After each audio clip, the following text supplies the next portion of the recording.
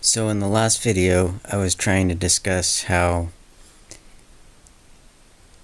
our need to have an us versus them to make our lives meaningful has gotten incrementally shifted onto the screen narrative as opposed to the real world narrative. And it started with movies where they started to dramatize like all the historic history and things like that for people.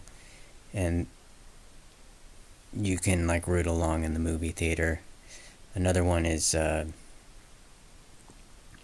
so even before the internet, there's this push towards pushing things onto the screen, this us versus them. I don't think of it as intentional in terms of like, because last video it seemed like I was saying that there's this nefarious group of people that invented the screen for that purpose. I actually think something that's actually far crazier than that.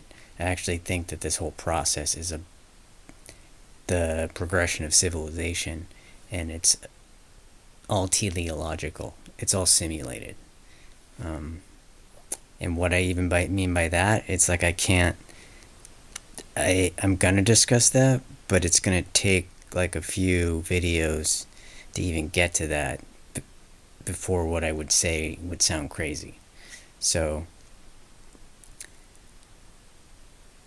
but what I will talk about is increasing uniformity. I was also talking about increasing uniformity. That's the progression of civilization.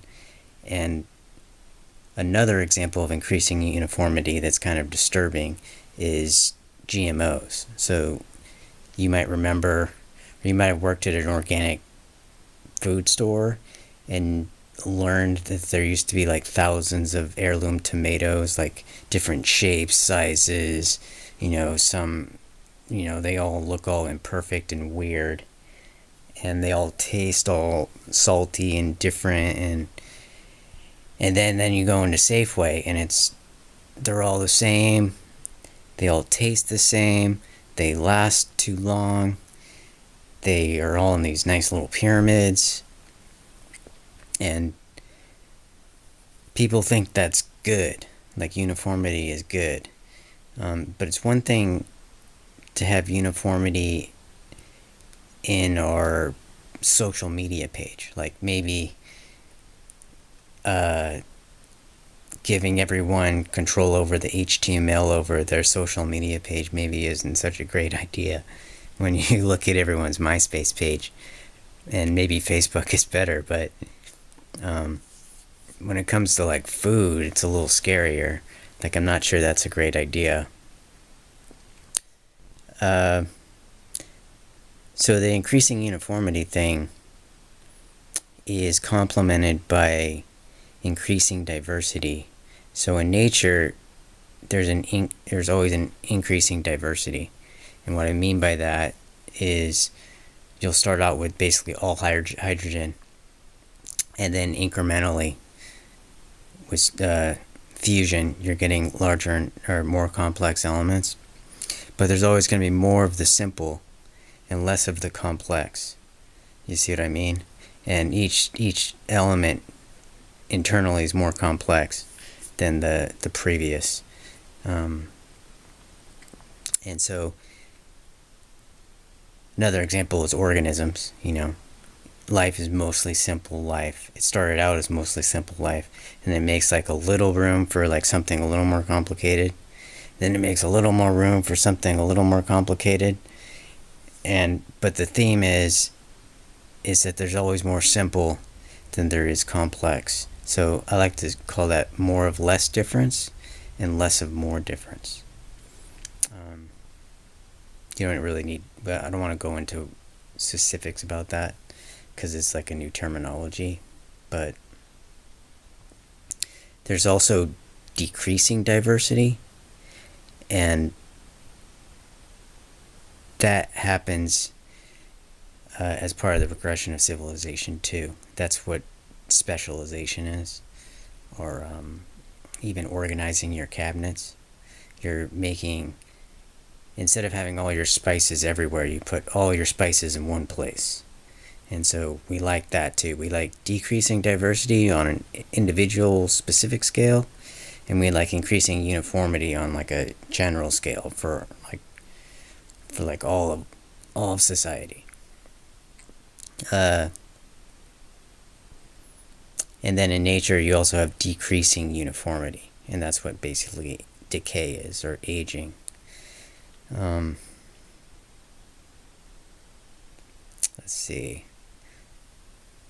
And so, as for this increasing uniformity, it's being mostly pushed by our left brain, and also it's being accelerated by the baby boomers.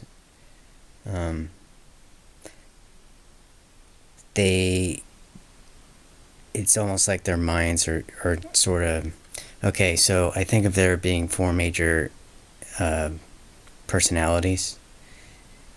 It's like a circle, and divide the circle into four, and there's one big, huge, long generation, and it sort of peaks at the pyramids of Giza, and then it decays from normality, a disposition to normality, and then it all the way up to the baby boomers, and then Generation X, and then the millennials, and then it's repeating. Generation Z is like the beginning. Well, there's like these like proto humans before that, or more hunter gatherers, but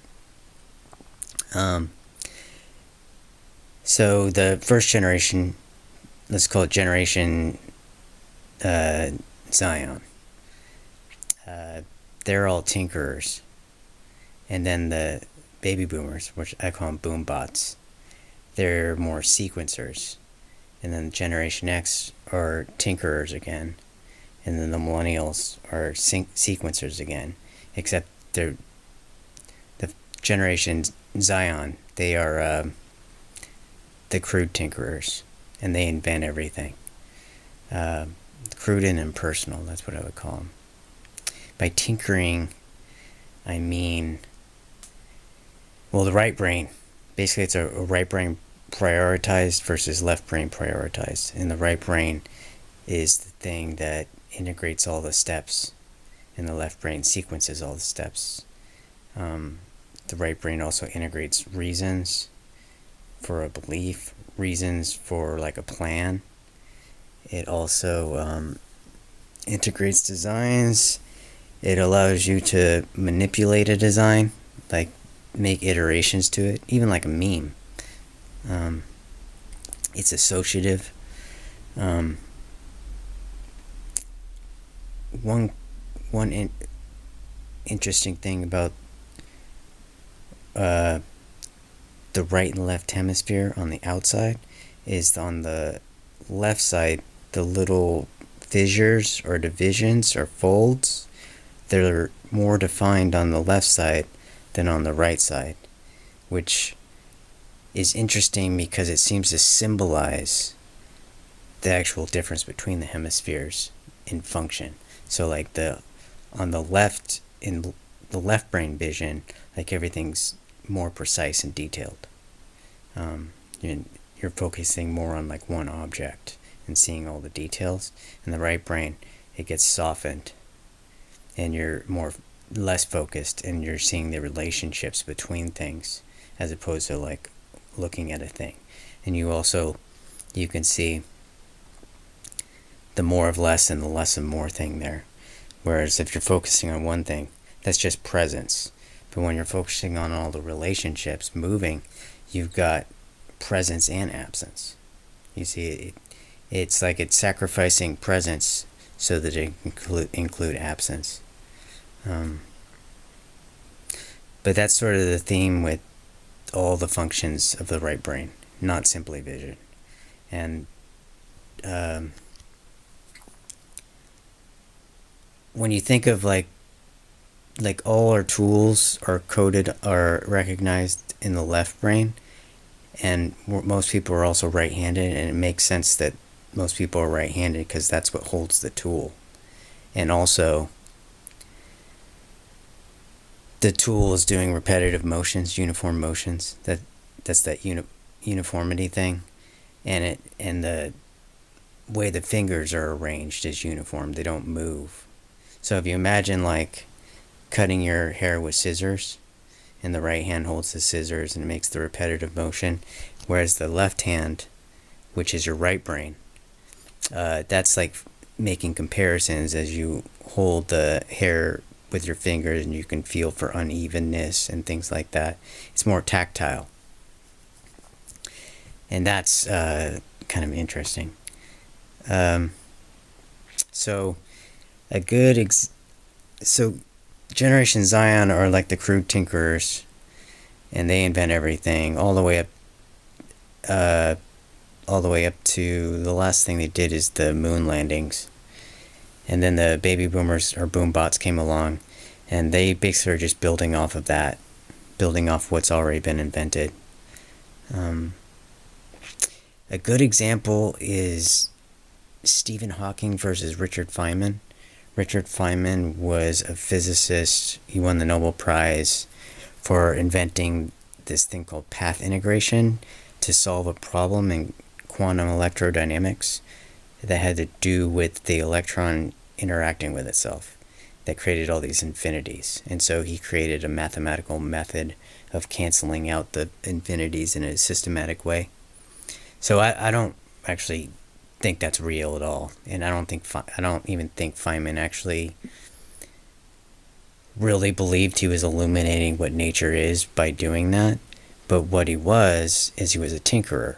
He could take a problem and like play with it and figure out a way to make the problem go away by patching it. And so he invented this path integration to solve this problem and won the Nobel Prize. But then, like in the 80s, a young Stephen Hawking, or younger Stephen Hawking, was bragging that he could do path integration in his head. He could do these long sequences of computations in his head. And that's what's impressive to people. And somebody asked Feynman about this in like an interview, and he was basically saying what I'm saying is that it's more interesting to invent path integration than to actually be able to execute it. At least to me, because I'm from Generation X. And Generation X are the artistic tinkerers. And a lot of what they're doing, Generation X, is if you look at all the experimental electronic musicians, especially in England, they take equipment and they're using it in a different way. And they're playing around, like plugging this wire in there and turning this knob and tweaking this, and that kind of play, you don't see that in music outside of that generation as much, except maybe before the baby boomers with jazz, even though jazz is it's more improvisational. It still has to do with the right brain, but it's a different part of it.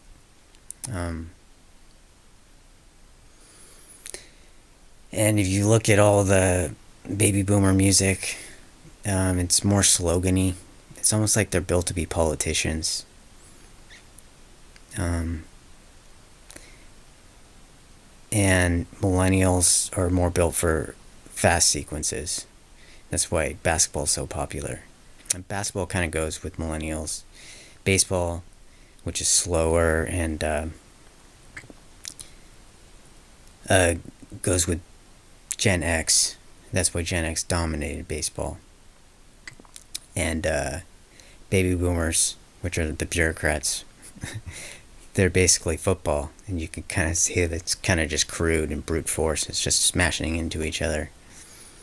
And soccer is Generation Z. And you can see a rise in popularity of soccer with Generation Z. It's like you can see it's cruder than baseball because it doesn't use hands. But it's different from like basketball because it's slower. like baseball, and it's integrating steps as opposed to sequencing steps. That's why basketball, it's like all not thinking. It's all fast paced. Whereas baseball, there's more thinking involved.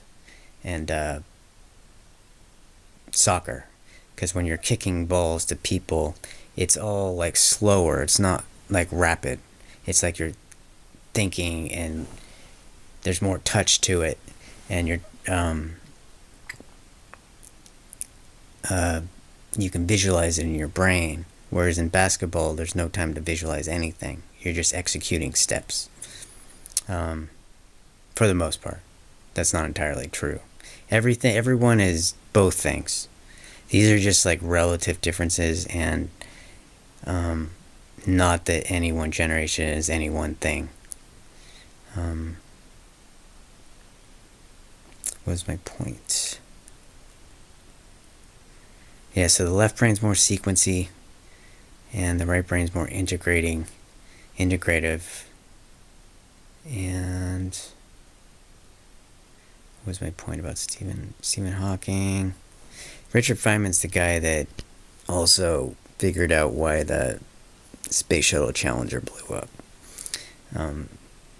That's another thing that the right brain is doing along with tinkering, is its problem detection.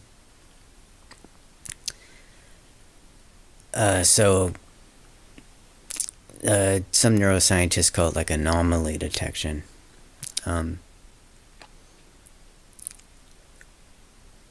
But you'll notice I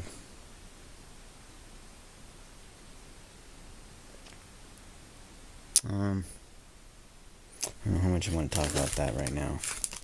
What was I talking about before? Increasing diversity.